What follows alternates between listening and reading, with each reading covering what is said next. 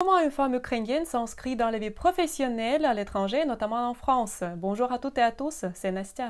Alors, bien sûr, quand vous avez déjà trouvé votre amour ukrainien, vous pensez à ce déménage de votre femme dans votre pays et vous pouvez penser est-ce qu'il va s'inscrire vraiment facilement dans la vie culturelle, personnelle, etc., etc., de votre pays natal parce que c'est pas habituel pour elle.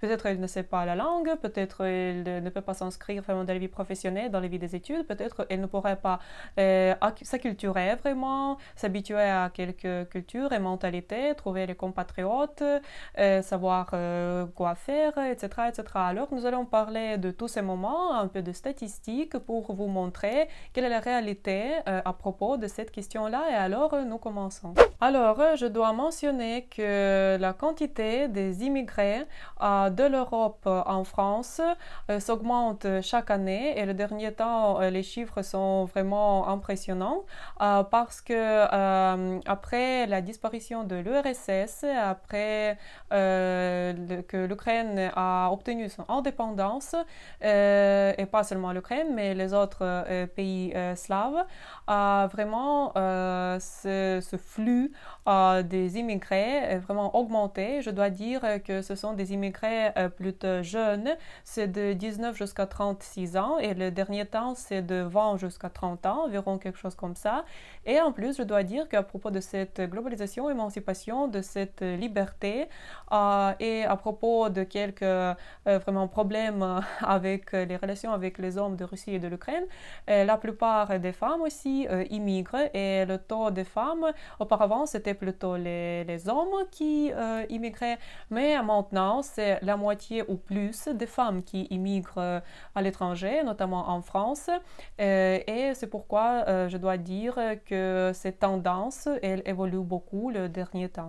Et pourquoi j'ai dit toute cette statistique, à quoi ça sert? Alors, on voit vraiment que cette migration des femmes de l'Europe, de Russie, de l'Ukraine est augmentée en France et à l'étranger, pas seulement à cause des mariages internationaux, ça vraiment existe et c'est presque la plupart des femmes qui déménagent à cause, premièrement, c'est la cause initiale de ce déplacement, ce sont des mariages internationaux, quand une femme rejoint son copain ou son mari à l'étranger, notamment en France, mais les autres raisons sont aussi présentes et omniprésentes, je dois dire. La première cause, ce sont les programmes de mobilité, cela veut dire les femmes russes et ukrainiennes, elles veulent continuer leurs études, qu'elles ont peut-être commencé déjà dans son pays natal, ils veulent continuer quelque part à l'étranger. La raison suivante, c'est après avoir obtenu le diplôme, et notamment c'est l'enseignement supérieur, c'est le baccalauréat ou le master, ils déménagent à l'étranger, en France, pour trouver le travail, parce que vraiment, même avec ce niveau de connaissances, avec cette éducation supérieure, c'est pas toujours très facile de trouver aussi le travail au niveau de ce niveau-là. C'est pourquoi les femmes, vraiment, elles sont bien intelligentes et elles déménagent quelque part à l'étranger pour trouver le travail. Alors, ensuite, ce sont quelques associations culturelles de jumelage. C'est le jumelage comme par exemple Toulouse-Kiev. Cela veut dire qu'il y a plusieurs moments culturels qui unissent la Russie, l'Ukraine et la France. Ensuite, ce sont quelques traductions, interprétations, travail dans les ambassades. Cela veut dire tout cela se développe très souvent et très rapidement en France et en Ukraine et en Russie.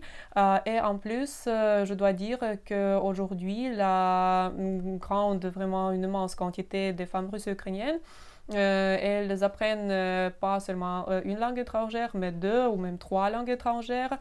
Par exemple, la première est la langue anglaise, la deuxième la langue française, la troisième la langue allemande ou l'espagnol ou l'italienne.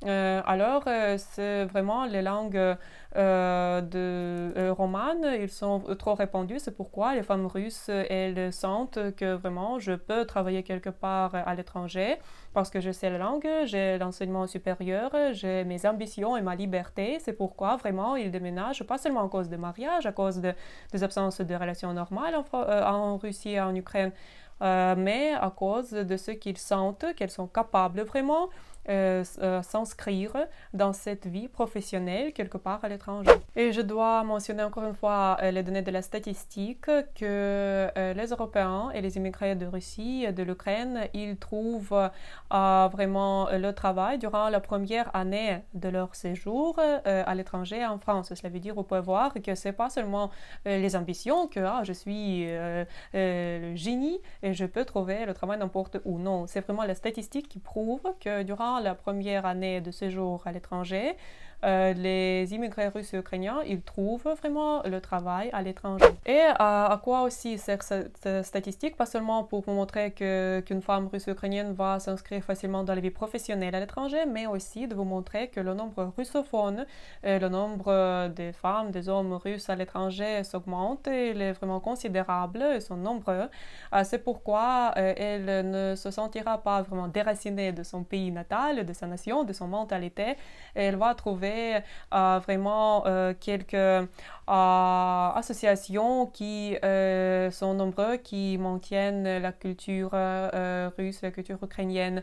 Ils vont trouver ces gens russophones que j'ai déjà cités, qui sont nombreux à l'étranger, et elle va sentir vraiment la présence de ces gens proches, la langue natale, la mentalité natale. Cela veut dire c'est pas tellement facile de s'acculturer et d'un côté professionnel et d'un côté émotionnel pour une femme ukrainienne qui déménage à l'étranger. Et alors, à propos des femmes, de quel âge elles sont le plus nombreux à l'étranger, je dois dire que ce sont deux générations, si on peut dire comme ça, des femmes russes et ukrainiennes qui vivent actuellement en France. Ce sont les femmes qui ont maintenant de 40 jusqu'à 55 ans. Après le décompte de l'URSS, après quelques problèmes économiques, l'instabilité économique dans leur pays, après quelques problèmes déjà à cet âge-là avec les relations avec les hommes russes et ukrainiens, même en ayant un ou plusieurs enfants, ils déménagent à l'étranger pour trouver leur amour, pour trouver le travail normal, peut-être même pour obtenir la deuxième éducation, quelque chose comme ça. Alors, c'est la première génération. Et la deuxième génération, ce sont des femmes qui ont actuellement de 25 jusqu'à 40 ans. Elles sont plus jeunes, comme vous voyez. Et ce sont des femmes, des filles qui vraiment prennent cette partie des femmes qui, premièrement, veulent étudier, comme j'ai déjà dit, à l'étranger, veulent travailler quelque part à l'étranger, par exemple à l'ambassade, les traductrices, vraiment pour réunir les deux cultures, etc. etc. Et encore, c'est le développement de ces sites de rencontres, des agences matrimoniales internationales, et vraiment, la plupart de ces filles, elles déménagent en étant jeunes, vraiment, ils déménagent pour rejoindre leur conjoint étranger quelque part en France. Alors, après tout cela, vous pouvez voir qu'une femme ukrainienne ne se sentira pas vraiment déracinée de sa culture, de son pays, de sa langue et mentalité, entourage national, parce que le nombre russophone est vraiment considérable à l'étranger, en France et en Suisse, en Belgique, au Canada, alors dans les pays francophones, je dois dire. Et en plus, elles se sentent capables de trouver vraiment les études et le travail à l'étranger, parce qu'elles sont ouvertes à quelque chose de nouveau. Elles sont ambitieuses, elles ont vraiment l'enseignement supérieur, et c'est pourquoi je dois dire que vraiment la plupart, encore une fois, des femmes ou soit connaissent déjà la langue ou plusieurs langues étrangères, soit elles vont les apprendre plus facilement et plus rapidement avec la pratique de la langue quotidienne de chaque jour. Cela veut dire que ça ne posera pas vraiment de problème. Pour aujourd'hui, c'est tout. Je vous remercie beaucoup pour votre attention. Si vous avez des questions, vous pouvez me les écrire sur ma page Facebook ou sur mon adresse mail. Inscrivez-vous à ma chaîne pour ne pas manquer des vidéos intéressantes et des informations importantes. Merci beaucoup pour votre attention et à bientôt.